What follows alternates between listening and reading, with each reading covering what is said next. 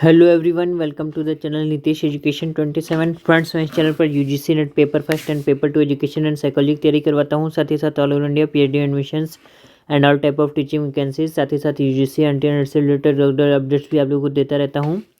तो make sure आप लोग चैनल को जरूर सब्सक्राइब, लाइक एंड शेयर कर लीजिए। स्टार्ट करते हैं। तो जैसा कि लास्ट क्लास में हम लोग डिस्कस कर रहे थे 24 नवंबर 2021 के क्वेश्चन पेपर को, जो कि आपका कंडक्ट हो रहा है। अब आज हम लोग डिस्कस करेंगे 25 नवंबर 2021 के शिफ्ट 1 और शिफ्ट 2 के क्वेश्चन पेपर्स को, जो कि पेपर फर्स्ट के क्वेश्चंस पूछे गए थे। उसके क्वेश्चंस को हम लोग डिस्कस करेंगे।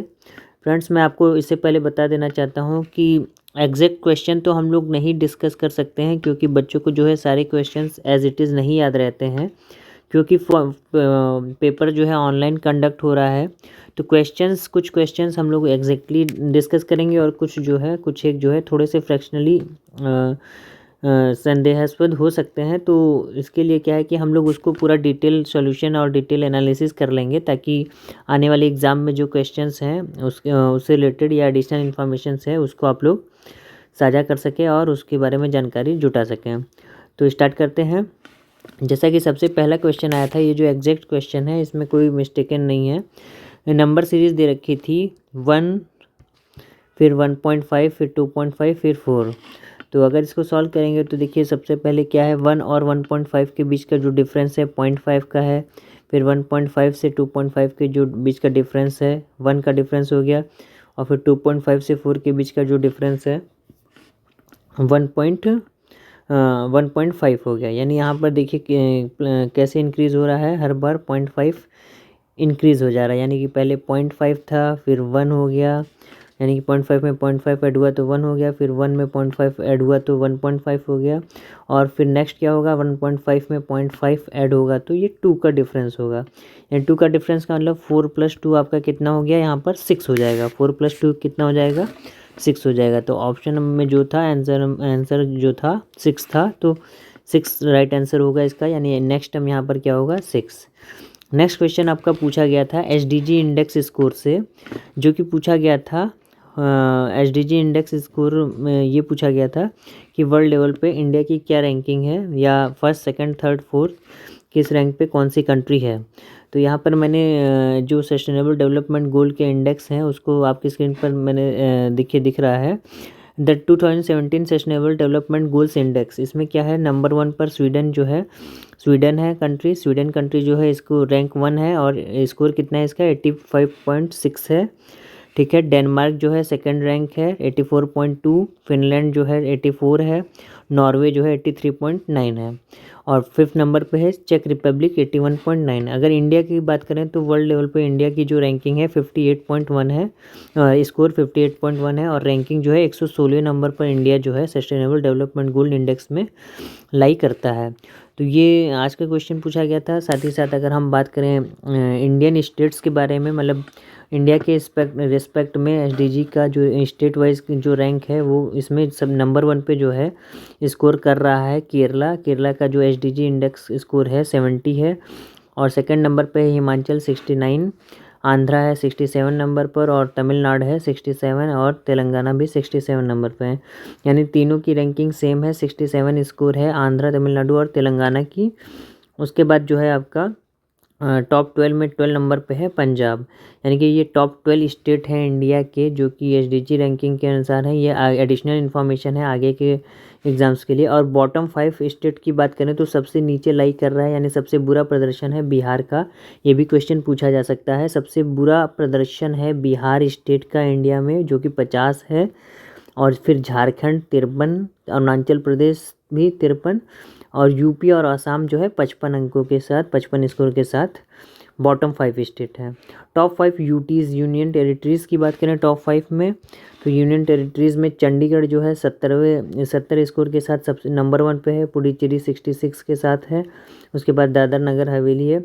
और दिल्ली का जो स्थान है 61 स्कोर है, और एन के साथ। ठीक है। तो नेक्स्ट क्वेश्चन आपका जो पूछा गया था यह आत्मनिर्भर भारत रोजगार योजना से संबंधित क्वेश्चन था। तो आत्मनिर्भर भारत रोजगार योजना से संबंधित क्वेश्चन था, जिसमें क्या था कि ये कब लॉन्च किया गया था और ये क्या है।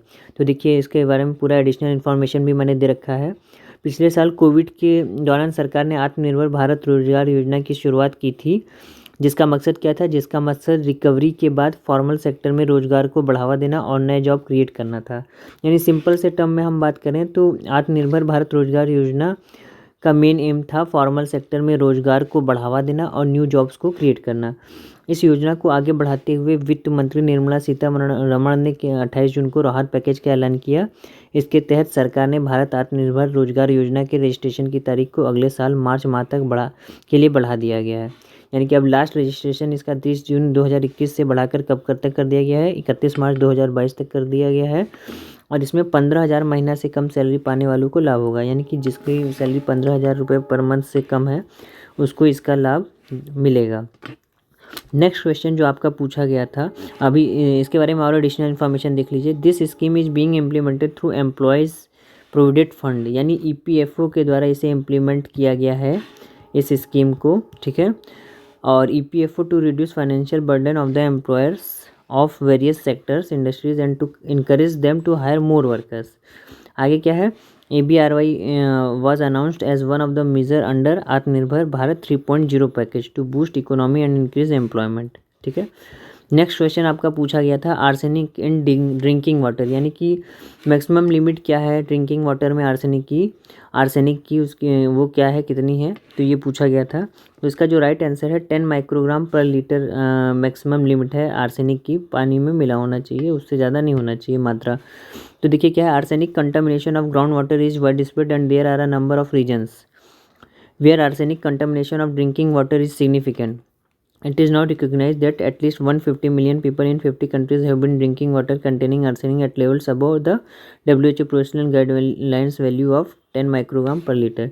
यानी कि WHO ने जो निर्धारित की है मैक्सिमम कंटामिनेटेड वाटर में आर्सेनिक की जो वैल्यू है 10 माइक्रोग्राम पर लीटर से ज़्यादा नहीं होनी चाहिए। ये याद रखिएगा, यही क्वेश्चन पूछा गया था कि आर्सेनिक की जो मैक्सिमम लिमिट है ग्राउंड ड्रिंकिंग वाटर में कितने से ज़्यादा नहीं होनी चाहिए। तो राइट आंसर है 10 माइक्रोग्राम पर litre.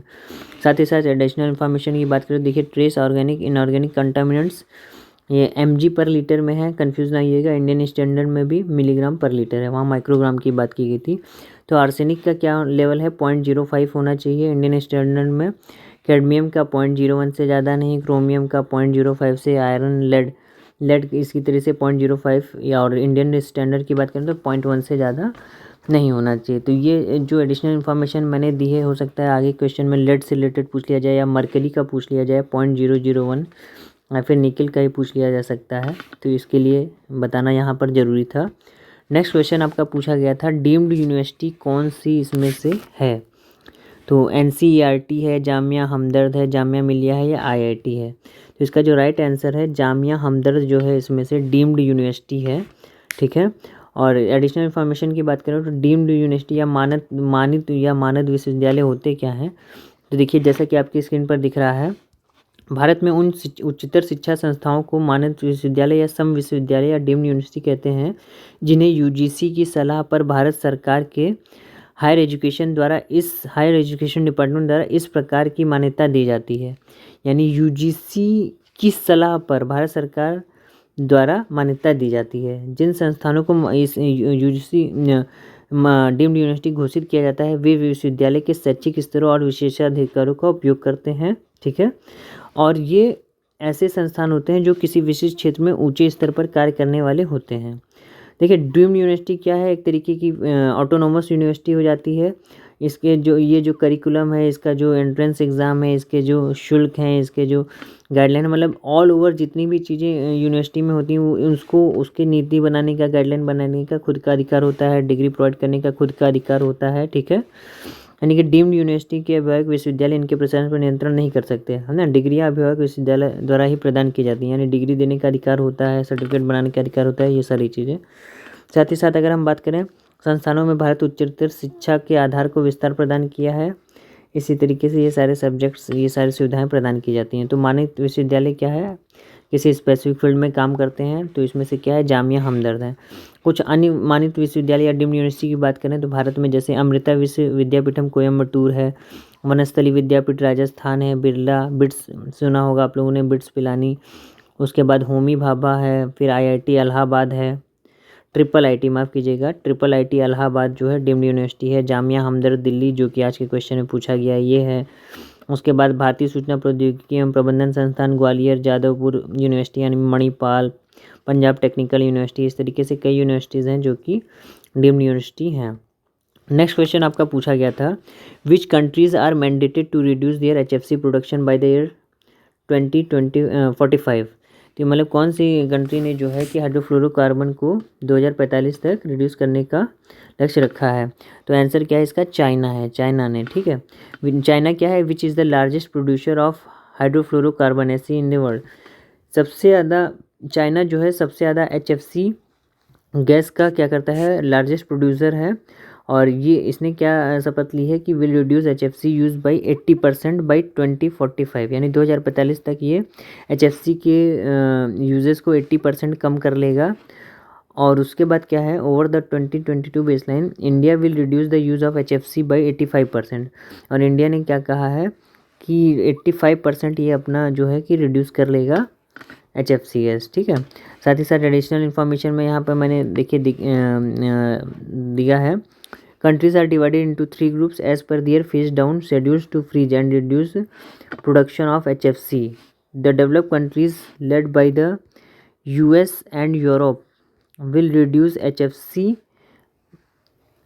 use by 85% by 2036 over 2011 to 13 baseline. यानी कि US और यूरोपियन कंट्रीज जो डेवलप कंट्रीज़ हैं उन्होंने क्या है 85% घटाने की बात की है HFC के यूजेस को 2036 तक, ठीक है। उसके बाद क्या है, China which is the largest producer of HFC in the world will reduce HFC by 80% 2045, यानी 2045 तक चाइना 80% रिड्यूस करेगा। और इसका बेस लाइन क्या है, 2020-22 बेस लाइन है इसकी, ठीक है। इंडिया ने 85% बता दिया आपको। तो ये जो चार्ट है ये यहाँ पर आप देख सकते हैं कि 3 ग्रुप में कंट्रीज़ को डिवाइड कर दिया गया है। तो जो ग्रुप 1 में कंट्रीज़ हैं 2045 तक 80% रिड्यूस करेंगी, ग्रुप 2 में 2047 तक 85%, और ग्रुप 3 में जो 82 में जो है 2036 तक 85%, ठीक है। नेक्स्ट अगर हम बात करें क्वेश्चन की, तो रूसा राष्ट्रीय उच्चतर शिक्षा अभियान हायर एजुकेशन से पूछा गया था कि ये क्या है।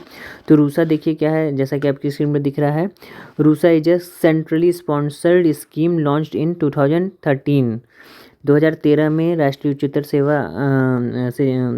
उच्चतर शिक्षा अभियान को जो है लॉन्च किया गया था, ठीक है। और इसका एम्स क्या है, एम क्या था, providing strategic funding to eligible state higher educational institution, यानी कि हायर एजुकेशनल इंस्टीट्यूशंस को फंडिंग प्रोवाइड करना इसका मेन एम था। जो सेंट्रल फंडिंग रेशियो था, यानी स्टेट और राज्य का जो फंडिंग है यानी सेंट्रल और स्टेट का, उसका रेशियो है 60:40, यानी कि प्रत्येक 100 रुपये में 60 रुपये केंद्र देगा, 40 रुपये जो है राज्य सरकार वहन करेगी। और अगर हम यूनियन टेरिटरीज़ की बात करें तो यहाँ पर 90:10 था, यानी अगर जितनी भी यूटीज़ हैं उसमें 90 रुपये सरकार देगी प्रत्येक 100 में से, और 10 रुपये राज्य सरकार वहन करेगी। तो ये फंडिंग प्रोवाइड करने की राष्ट्रीय उच्चतर शिक्षा अभियान का ये था, इसका लक्ष्य था। साथ ही साथ बात करें special category states and 100% for UTs would be norm based and outcome dependent, ठीक है। इसमें क्या है, फॉर स्पेशल कैटेगरीज और इसके लिए है, और 100% फॉर यूनियन टेरिटरीज़, माफ़ कीजिएगा, जो स्पेशल कैटेगरीज़ के स्टेट हैं उसके लिए 90:10 था, और यूनियन टेरिटरीज़ के लिए 100% जो है सेंट्रल वहन करेगा, ठीक है। साथ ही साथ ऑब्जेक्टिव्स क्या है इसका, improve the overall quality of state institutions, यानी ओवरऑल क्वालिटी बढ़ाना, ठीक है। USHER transformative reforms in the state higher education system by creating facilitating institutions for planning and monitoring at the state level, ठीक है। इस तरीके से ensure reforms in the affiliation academic and examination system, यानी overall बात करें तो रूसा का काम क्या है, फंडिंग प्रोवाइड करना, फंडिंग की वजह से ओवरऑल डेवलपमेंट और each and every aspect of improving quality of the educational institutions, ठीक है। नेक्स्ट क्वेश्चन आपका पूछा गया था, how many animals are on the IUCN red list.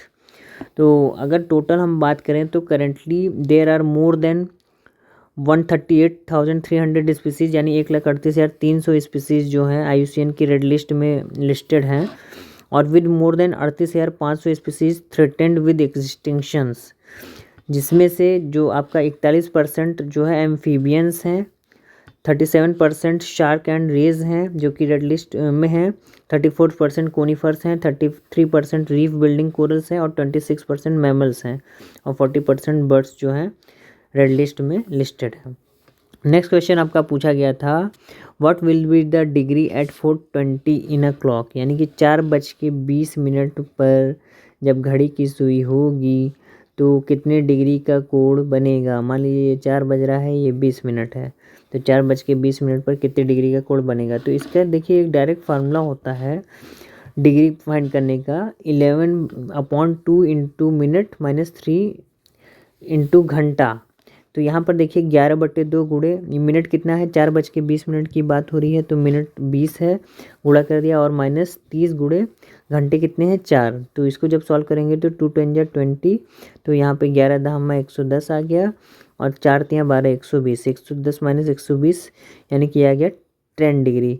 तो 10 डिग्री, क्योंकि डिग्री देखिए माइनस में ले नहीं सकते यहाँ पर, क्योंकि यहाँ घड़ी के रिस्पेक्ट में है, तो इसलिए हम 10 इसको एज्यूम करेंगे। तो आंसर क्या है इसका, आंसर आ गया 10 डिग्री। साथ ही साथ आगे अगर हम बात करें, नेक्स्ट क्वेश्चन पूछा गया था full form of ATM. ATM का फुल फॉर्म क्या है, तो एटीएम का फुल फॉर्म है ऑटोमेटेड टेलर मशीन। तो साथ ही साथ आपको बताना चाहता हूँ इसमें नेक्स्ट क्वेश्चन जो था आपका पूछा गया था the choice based credit system क्या है, CBCS क्या है। तो देखिए चॉइस बेस्ड क्रेडिट सिस्टम क्या होता है। Choice based credit system is an educational model that offers students to opt for courses and subjects of their choice, core elective courses, open और global electives and skill based courses। यानी कि देखिए नाम से ही पता चला चॉइस बेस्ड क्रेडिट सिस्टम, यानी ये सिस्टम स्टूडेंट्स को उनकी इच्छा के अनुसार, उनके इंटरेस्ट के अनुसार ऑफ़र करता है कि वो अपने कोर्स को ऑप्ट कर सकें, सब्जेक्ट्स को ऑप्ट कर सकें और अपने कोर्स को इलेक्ट कर सकें। और उसके बाद कोर इलेक्टिव कोर्सेज, ओपन और global elective and skill based courses को ये जो है बढ़ावा देता है। इसमें क्या है, unlike the traditional marking based system the CBCS grading pattern is based on an credit average system. इसमें क्या है, कोई भी ट्रेडिशनल मार्किंग सिस्टम नहीं होता है, इसमें केवल बच्चों को जो है क्रेडिट दे दिए जाते हैं। जैसे मान लीजिए किसी सब्जेक्ट का सिलेबस है जिसको 60 क्रेडिट्स में बांट दिया गया है और जब बच्चा एक सेमेस्टर पूरा कर लेगा या मान लीजिए 100 आवर्स की पढ़ाई पूरी कर लेगा तो उसे 60 क्रेडिट्स जो है दे दिए जाएंगे एवरी सेमेस्टर। तो ये इस तरीके से क्या है, चॉइस बेस्ड क्रेडिट सिस्टम को तैयार किया गया है जिसमें जो है बालक की इच्छा अनुसार वो अपने सिलेबस कोर्स को ऑप्ट कर सकता है और जो वो जिस हिसाब से वो पढ़ाई करेगा उतनी ही क्रेडिट उसके अकाउंट में डाल दिया जाएगा। तो ये CBCS पूछा गया था।